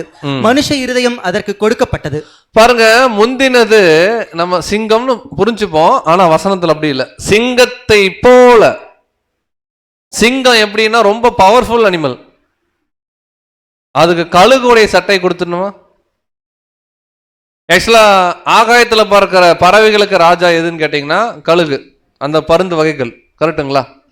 பூமியில நடமாடக்கூடிய விலங்குகளுக்கு, வைல்ட் அனிமல்ஸுக்கு கிங் யாருன்னா சிங்கம். இது 2உடைய பவரும் ஒரு ராஜ்யத்துக்கு சேர்ந்தா எப்படி இருக்குமோ அப்படி இருந்தது தான் பாபிலோன் ராஜ்யம். நேபுகாத் நேச்சாருடைய பவரும் அப்படிதான் ரொம்ப ஃபாஸ்டா அன்னைக்கு இருந்த எல்லா நாடுகளும் என்ன பண்ணாருன்னா கேப்சர் பண்ணார். இப்ப இந்த பாபிலோன் ராஜ்யத்துல இந்த அந்தி கிறிஸ்து வெளிப்பட வாய்ப்பு இருக்கா அல்லது வெளிப்பட்டு இருக்கிற வாய்ப்பு இருக்கா? நம்முடைய பதில் என்ன? பாபிலோன் ராஜ்யம் எப்ப ஆரம்பிச்சது? கிமு 600 ஆரம்பிச்சது. கரெக்டுங்களா? 606 பிசின்னு படிக்கிறோம். அப்பதான் வந்து ஜெருசலேம் என்ன பண்றாங்க? கேப்சர் பண்றாங்க. இந்த டைம்ல அந்தி கிறிஸ்து வெளிப்படுறதுக்கு வாய்ப்பு இருக்கா? ஒரே பதில், ஒண்ணு ஆமா இல்லைன்னா இல்ல. சரி, ஓகே.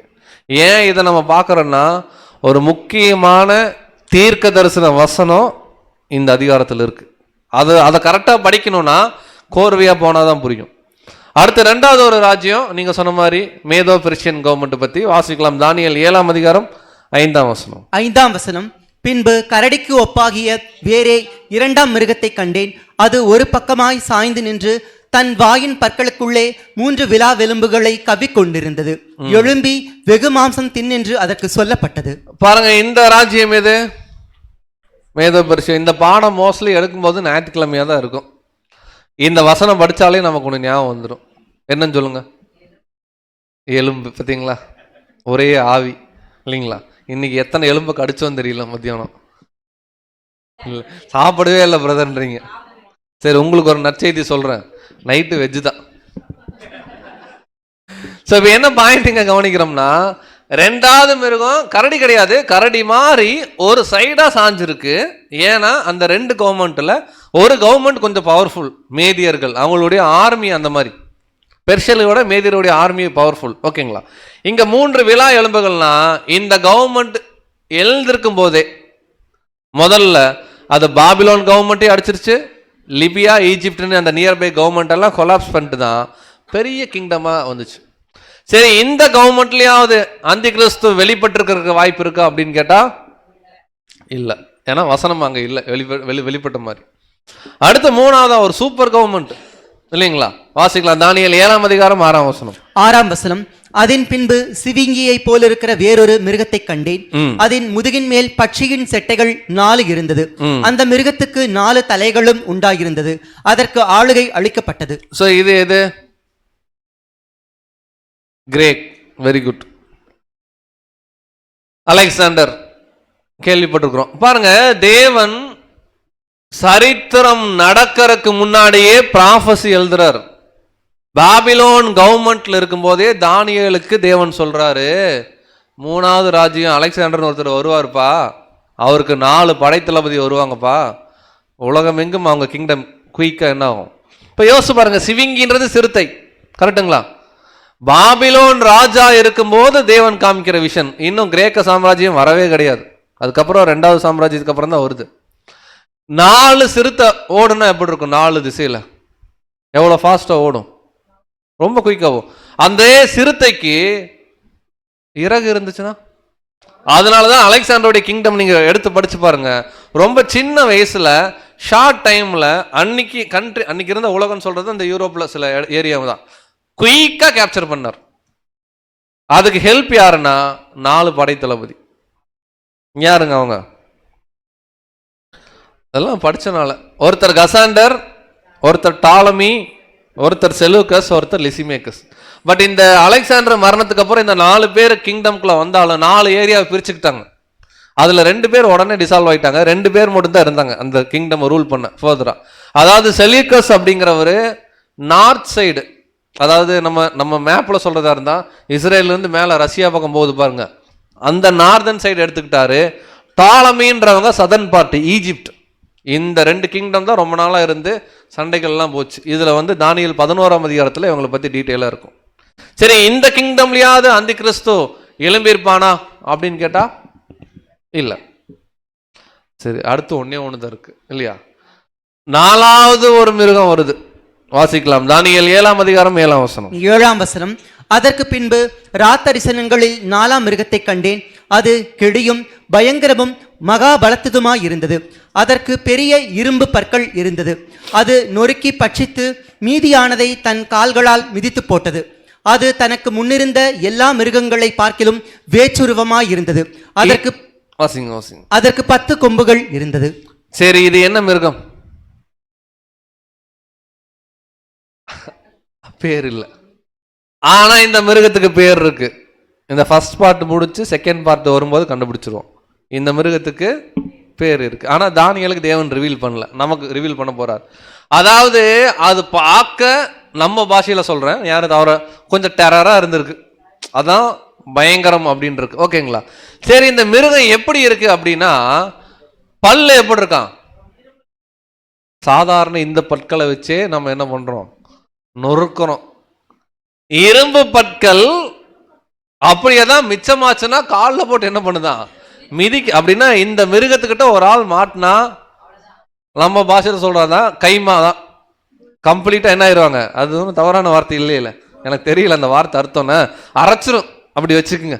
என்ன ஏதோ வார்த்தை சொல்லி தவறா போயிட போகுது. அடுத்து என்ன சொல்றாப்புலன்னா, முன்னிருந்த எல்லா மிருகத்தை விட ரொம்ப ஒரு ஒரு பயங்கரமான மிருகமா இருக்கு. அடுத்து சொல்றாரு அதுக்கு 10 கொம்பு இருக்கு. இதுதான் ஒரு க்ளூ. அப்ப இந்த ரோம சாம்ராஜ்யத்திலேயாவது அந்தி கிறிஸ்து எலும்புவானா அல்லது எலும்பிருப்பானான்னு கேட்டா என்ன பதில் சொல்லலாம்? இருக்கு, இருக்கு பிரதர், இருக்கு. நானும் தான் சொல்றேன் இருக்கு. எப்படி அப்படின்னு கேட்டீங்கன்னா நல்லா கவனிக்கலாம். அந்தி கிறிஸ்துன்னு ஒருத்தன் வரணும்னா முதல்ல கிறிஸ்து வரணும். கிறிஸ்து எந்த கிங்டம்ல தான் வராரு? ரோமர்கள். அப்ப இந்த கிங்டம்ல ஆண்டவர் வந்துட்டு போன பிறகுதான் யாரே வர முடியும்? அந்தி கிறிஸ்துக்களே வர முடியும். அப்ப இதுக்கு முன்னாடி பார்த்த 3 கிங்டம்ல இல்ல, ரோம சாம்ராஜ்யத்துக்கு அடுத்து தான் அந்தி கிறிஸ்து வெளிப்படும். இப்ப கேள்வி, இந்த அந்தி கிறிஸ்து வெளிப்படுறத குறிச்சு இதே தானியேல்ல இருக்கா அப்படின்னா பாருங்க, அந்த மிருகத்தின் தலையில 10 கொம்பு இருக்கு. அந்த 10 கொம்பை நல்லா கவனிச்சுட்டே இருங்க. வர 12 கோத்திரம் தான் இருக்கு, 10 கோத்திரம் அது இல்லை, அது இல்லை. ஓகே ஓகே, வந்துடலாம், எல்லாத்துக்கும் வந்துடலாம், ஒன்றும் கவலைப்படாதீங்க. இன்னைக்கு யூரோப்புக்கே கூட்டு போயிட்டு வந்துடலாம், விடுங்க. ஸோ தானியேல் 7ஆம் அதிகாரம் 24 வசனம் முக்கிய வசனம். இவ்வளோ நேரம் நம்ம ஏன் இந்த நேபுகாத்நேச்சர் சிலையெல்லாம் பார்க்குறோம்னா இந்த வசனத்துக்காக தான். நல்லா கவனிங்க. 24ஆம் வசனம். அந்த 10 கொம்புகள் என்னவென்றால் அந்த ராஜ்யத்திலே எழும்பும் 10 ராஜாக்களாம். அவர்களுக்கு பின்பு வேறொருவன் எழும்புவான், அவன் முந்தினவர்களை பார்க்கிலும் வேறா இருந்து 3 ராஜாக்களை தாழ்த்தி போட்டு. பாருங்க, நல்லா கவனிக்கலாம். ஒருத்தன் எழும்புவான் அப்படின்னாலே ஏதோ பிரச்சனைன்னு அர்த்தம். கரெக்டுங்களா? இங்க என்ன சொல்லப்படுதுன்னா வசனம் நல்லா கவனிங்க.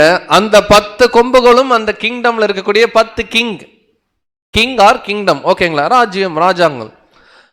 அதுக்கப்புறம் வேறு ஒருவன் எழும்புவான், அவன் முந்தினவைகளை பார்க்கலும் வேறா இருப்பான், 3 பேரை தள்ளி போடுவான் இருக்கு பாருங்க. இங்க போட்டிருக்கு பாருங்க. 10 கொம்புல 11ஆவது ஒரு ஆள் எந்திரிக்கிறான். எந்திரிக்கும் போதே 3 கொம்பு என்ன ஆகுதுங்க? விழுகுது.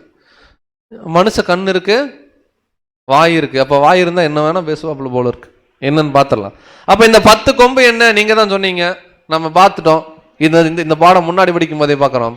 அன்னைக்கு ரோமர்கள் கண்ட்ரோல் இருந்த 10 முக்கியமான நாடுகள், அதுதான் 10 ராஜாக்கள் சொல்லப்படுது பைபிள்ல. அன்னைக்கு ஒரு கிங் இருக்கிறாங்க. இந்த 10 நாடுகள் பேரை மட்டும் படிச்சிடலாம். England, Poland, France, Germany, Belgium, Portugal, Spain, Austria, Sweden, Denmark. பாருங்க, இந்த 10 நாடுகளுடைய 10 நாடுகளும் யார் கண்ட்ரோல் இருந்துச்சுன்னா ரோமர்கள் கண்ட்ரோல் இருந்துச்சு. இந்த டைம்ல ஒருத்தன் எழும்புறான். எழும்பும் போது 3 கொம்பை என்ன பண்றான்? ஆக்சுவலா இந்த 3 கொம்புன்றது பர்டிகுலரா இப்ப ஜெர்மனி இருக்குன்னு வச்சுக்கோங்களேன். ஜெர்மனியில சில கூட்டம் இருக்கும். அவங்க கூட்டத்துக்கு பேர் என்ன சொல்லுவாங்கன்னா ட்ரைபும்பாங்க. அதுல இருக்கக்கூடிய அஸ்ட்ராகோத் சில முக்கியமான அந்த ட்ரைபல் இதை என்ன பண்றாங்கன்னா டெமாலிஷ் பண்றாங்க. அப்படி எழும்புற ஒரு கூட்டம் அல்லது ஒருவன் தான் யாருன்னா அந்தி கிறிஸ்து. எப்படி பிரதர் சொல்றீங்க? வாசிக்கலாம், வசனம் படிச்சா புரிஞ்சிடும். தானியேல் 7ஆம் அதிகாரம் 8ஆம் வசனம். அந்த கொம்புகளை நான் கவனித்திருக்கையில் இதோ அவைகளுக்கு இடையிலே வேறொரு சின்ன கொம்பு எழும்பிற்று. அதற்கு முன்பாக முந்தின கொம்புகளில் 3 பிடுங்கப்பட்டது. இதோ அந்த கொம்பிலே மனுஷ கண்களுக்கு ஒப்பான கண்களும் பெருமையானவைகளை பேசும் வாயும் இருந்தது. கவனிச்சிங்களா? அந்த சின்ன கொம்புல ஒரு வாய், போட்டோ, கண்ணல. ஏன்னா சாதாரணத பேசல, அது வாயை திறந்தாலே பெருமையானவர்களே பேசும்.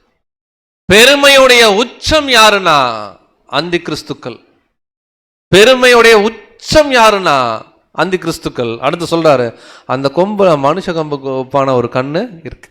எலும்பும் போதே 3 கிங்டம் என்ன பண்ணிருச்சு, தாழ்த்தி போட்டுருச்சு. இப்ப நல்லா கவனிக்கலாம். அப்படி எலும்புன இந்த சின்ன கொம்பு வாயை வச்சுட்டு பேசும்ல,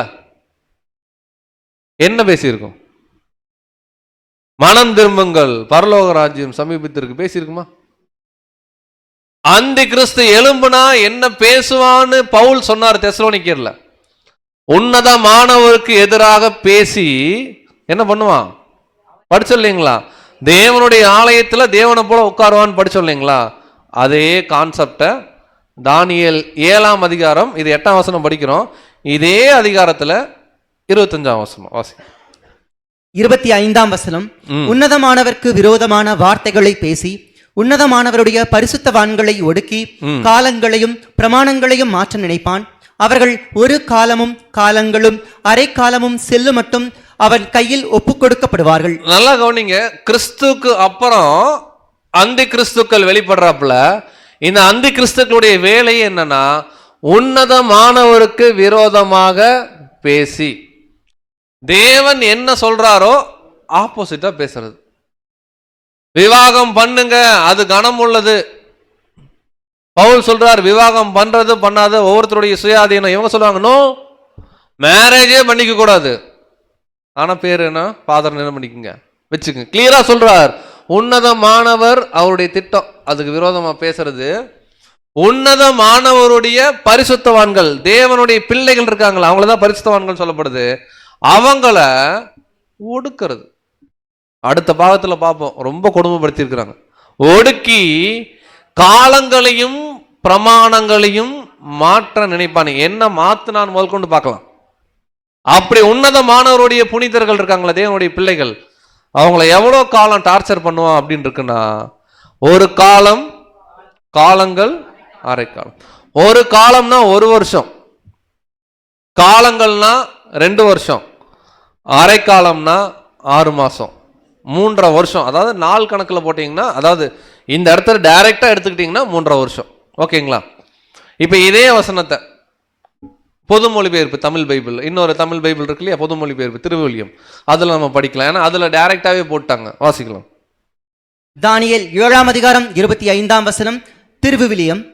அவன் உன்னதற்கு எதிரான சொற்களை பேசுவான், உன்னதனை புனிதர்களை துன்புறுத்துவான், வழிபாட்டு காலங்களையும் திருச்சட்டத்தையும் மாற்ற நினைப்பான். 3.5 ஆண்டுகள் புனிதர்கள் அவனது கையில் ஒப்புவிக்கப்படுவர். அப்ப இந்த அந்தி கிறிஸ்துக்களுடைய வேலை என்னன்னா, தேவ பிள்ளைகளை கொடுமைப்படுத்துறது, தேவன் என்ன சொல்றாரோ அப்படியே மாத்தி வைக்கிறது. எவ்வளவு நாள் கொடுமைப்படுத்தும் அப்படின்னு வசனம் இருக்குன்னா 3.5 வருஷம். இதே வார்த்தைய இங்கிலீஷ்லயும் நீங்க எடுத்து நீங்க படிச்சு பாத்தீங்கன்னா பாருங்க, இங்கிலீஷ்ல 25 இங்க இருக்கு. அதாவது உங்களுக்கு இங்கேயே காமிச்சிடுறேன். இங்க இருக்கு 25. He high and oppress his holy people and try to change the set times that in போட்டீங்க. கீழே சொல்றாரு, into his hands for a time, times and half a time. இதோடைய ஃபுட் நோட் இங்க இருக்கு பீல, for a year, 2 years and half a year. அப்ப கிளியரா பார்க்கிறோம், 3.5 வருஷம் தேவனுடைய பிள்ளைகளை அந்தி கிறிஸ்துக்கள் ஒடுக்குவாங்கன்னு பார்த்துட்டோம். கரெக்டுங்களா? இது தீர்க்க தரிசனம். இப்போ உங்ககிட்ட ஒரு கேள்வி கேட்கிறேன். தீர்க்க தரிசனத்தை வருஷத்துல இருந்துச்சுன்னா முதல்ல அந்த வருஷத்துல இருந்து அதை என்னவா மாத்தணும்னா நாளா மாத்தணும். கரெக்டுங்களா? எப்படின்னு கேட்பேன், அதையும் நீங்க தான் சொல்ல போறீங்க. காலம்ங்கிறது 1 வருஷம், இப்பதான் படிச்சோம். காலங்கள்ங்கிறது 2 வருஷம், அரை காலம்ங்கிறது half year. டோட்டல் பண்ணா 3.5 வருஷம். கரெக்டுங்களா? 3.5 வருஷத்தை அப்படியே எடுத்துக்கிட்டு 3.5 வருஷம் அந்தி கிறிஸ்து கொடுமைப்படுத்த போறான் அப்படின்னு படிச்சா அது சரியா இருக்காது. எப்பவுமே தீர்க்க தரிசனத்தை, அதுக்கு தான் கிறிஸ்துமஸ் பாடம் படிச்சோம். தீர்க்க தரிசனத்துல ஒரு காலங்கள் சொல்லப்படுதுன்னா அந்த காலங்கள்ல முதல்ல நாட்களாக என்ன பண்ணணும் கண்டுபிடிச்சோமா? 70 வாரம் அதை பிரிச்சு பேசுறாரு. 62 வாரமும் 7 வாரமும். அப்ப 69 ஆச்சு, மீதி 1 இங்க. அந்த வாரம் பாதி சென்ற போது அவர் பலியையும் காணிக்கை. இதை பிரிச்சோமா, 70 வாரத்துக்கு 490 நாள், 69 வாரம்னா 483 நாள், அதுல கடைசி ஒரு வாரத்துக்கு 7 நாளுங்கிறதுல 3 நாள், அப்படின்னா 3.5 வருஷம் பார்த்தோமா. ஆண்டவர் கரெக்டா ஊழியம் பண்ணது படிச்சோமா. இப்ப இதே பாயிண்ட் இங்க வைக்கணும். ஒரு வருஷத்துக்கு எத்தனை நாள்னு கண்டுபிடிக்கணும். 365 நாள். நமக்கு இங்க பேசப்படுறது தீர்க்க தரிசனம், இஸ்ரேல் மக்கள் சார்ந்த விஷயம், கரெக்டுங்களா? பிப்ளிக்கலா ஒரு வருஷத்துக்கு 360 நாள், ஒரு மாசத்துக்கு 30 நாள். இப்ப கேள்வி, எப்படி பிரதர் நீங்களே சொல்லிக்குவீங்களா? நாங்க 31 நாளுங்கிறோம், நீங்க 30 நாள் நீங்களே சொல்லிக்கிட்டு ஒரு கணக்கு போடுவீங்களானா? பைபிள்ல ஆதாரம் இருக்கு. அநேக தேவனுடைய பிள்ளைகள் செத்த பிறகு, யூதர்கள் அந்த வனாந்தர பயணத்தில் மோசையெல்லாம் மறிச்ச பிறகு பார்த்தீங்கன்னா அவர்கள் 1 மாதம் துக்கம் அனுசரிச்சாங்கன்னு இருக்கும், சில இடத்துல 30 நாள்னு இருக்கும். 30 நாளுக்கு தெளிவான ஆதாரம் கிளியரா எங்க பார்க்கலாம்னா, நோவா இருந்தாரா? நோவா பேழைக்குள்ள போனாரா? ஜலம் வந்துச்சா? ஜலம் பிரவாகித்து 150 நாள் வரைக்கும் பெருகுச்சா? இதை நீங்க படிக்கும்போது நோவாவுடைய வயசை வச்சு நீங்க படிச்சு பாருங்க. இத்தனா மாசம் இத்தனாம் நாள்ல இருந்து இத்தனா மாசம் இத்தனா நாள் வரைக்கும் ஜலம் பிரவாகித்ததுன்னு போட்டுட்டு 150 நாள்னு ஒரு இடத்துல போட்டிருக்கோம். அந்த மாச கணக்கு எடுத்தீங்கன்னா 5 மாசம் இருக்கும், மாசத்துக்கு 30 நாள். ஸோ 3.5 வருஷத்துக்கு எத்தனை நாள்? அப்போ ஒரு வருஷத்துக்கு 360 நாள். பிரதர் மொபைல் எடுக்கக்கூடாது. ஒரு வருஷத்துக்கு எங்க பையன் மேக்ஸ் புக்கே எனக்கு புரிய மாட்டேங்குது. சரி, நம்ம அங்க போட்டோம், ஆல்ரெடி கணக்கு போட்டோம். 1000 சரி சொல்லுங்க சொல்லுங்க சொல்லுங்க 1260 நாள், கரெக்டுங்களா? இப்போ ஒரு கேள்வி கேட்கிறேன். மோஸ்ட்லி அவசரப்பட்டு தப்பா சொல்லிடுவோம், இப்ப கேட்கிறேன், தீர்க்க தரிசனத்துல வருஷத்தை வர்றத நாளா கன்வெர்ட் பண்ணிட்டோம். இப்ப நாளா வர்றத வருஷமா மாத்தணும். ஒரு நாள் என்பது தீர்க்க தரிசனத்துல எத்தனை வருஷம்? தெளிவா சொன்ன, அவசரப்படுவோம், தப்பா தான் சொல்லுவோம். கர்த்தருக்கு ஒரு நாளுங்கிறது 1000 வருஷம். ஆனா தீர்க்க தரிசனத்துல தண்டனையின் காலம்னா ஒரு நாள்னா 1 வருஷம். எப்படி பிரதர் சொல்றீங்க 1 வருஷம்னு? போன வாரம் சொன்னாங்க, அதனால சொல்றோம். இதுதான் போதகத்தின் அடிப்படையில் வர விசுவாசம். மகாபரிசுத்தமான விசுவாசம் என்னன்னா, இஸ்ரேல் ஜனங்கள் 40 நாள் சுத்தினாங்க, 40 நாளுக்கு இணையா தண்டனை 40 வருஷம். இங்க 1260 நாள், இதுக்கு இணையான தண்டனையின் காலம். ஏன்னா அங்கேயும் ஒரு தண்டனை தான் கிடைக்குது தேவனுடைய பிள்ளைகளுக்கு. 1260 வருஷம். இப்ப முதல் பாகத்தை இங்க நிறுத்துறோம். முதல் பாகத்துல என்னதான் படிச்சிருக்கிறோம்னா, அந்தி கிறிஸ்து பார்வையில கண்டுபிடிக்க முடியாது, ஆனா டீச்சிங்கை வச்சு என்ன பண்ணலாம், கண்டுபிடிக்கலாம். ஒரு ஆள் அல்ல, ஒரு கூட்டம். அந்தி கிறிஸ்துக்கு நிறைய பேர் இருக்கு. அந்தி கிறிஸ்து, ஓனாய், கள்ள தீர்க்கதரிசி, கேட்டின் மகன், பாவ மனுஷன், அக்கிரமக்காரன், அப்படியே சொல்லிட்டு போலாம். பவுல் என்ன சொன்னார், யோவான் என்ன சொன்னார், ஆண்டவர் என்ன சொன்னார்? அந்தி கிறிஸ்து எங்க தான் எழும்ப வாய்ப்பு இருக்குன்னா, ரோம சாம்ராஜ்யத்துல முதல்ல ஆண்டவர் வரணும். ஆண்டவர் வந்துட்டாரு, அதுக்கப்புறம் தான் அந்தி கிறிஸ்து எழும்புவான். எழும்பிட்டானா இல்லையான்னு இன்னும் என்ன பண்ணல, கன்ஃபார்ம் பண்ணல. ஆனா எழும்பின பிறகு 1260 வருஷம் உண்மையான தேவனுடைய பிள்ளைகளை அவன் குடும்பப்படுத்துவான். அதுக்கு வசனம் இருக்கு. ஸோ அந்தி கிறிஸ்து அப்போ எப்போ எழும்புவான்? இல்லை எழும்பிட்டானா எப்போ? எது வரைக்கும் இது தொடரும்? இந்த அந்தி கிறிஸ்து ஆட்சி காலம் ஒருவேளை தொடருதுன்னா முடிவு எப்போ? 666ன்னா அதுக்கு விளக்கம் என்ன? சரி, அந்தி கிறிஸ்து படிச்சுட்டு நாம என்ன பண்ணணும்? இப்படி நிறைய கேள்வி இருக்கு. இந்த கேள்விக்கு உண்டான எல்லா பதிலையும் அடுத்த 2 பாகத்துக்குள்ள என்ன பண்ண போறோம்னா நம்ம பார்க்க போறோம். ஸோ முதல் பாகத்தை இந்த இடத்துல நம்ம ஸ்டாப் பண்றோம். தேவன் தாமே இந்த காரியங்களை நமக்கு ஆசீர்வதிப்பாராக. ஆமென்.